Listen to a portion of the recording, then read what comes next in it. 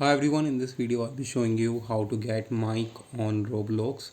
So if you are not being able to find a mic in the Roblox game, I'll show you how can you get mic in the Roblox. First of all, make sure to enable microphone in the privacy.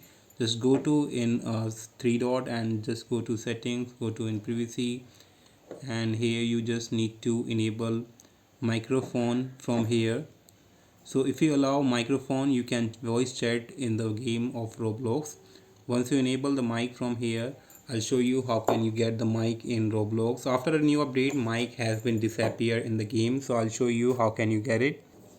Mic will be shown in only those game which supports microphone as communication. So make sure to open any game, the game that supports microphone. So let's open this game, and this game supports microphone.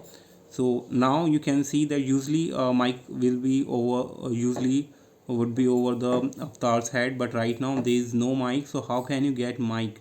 So you can see here guys, beta feature option, just tap on it.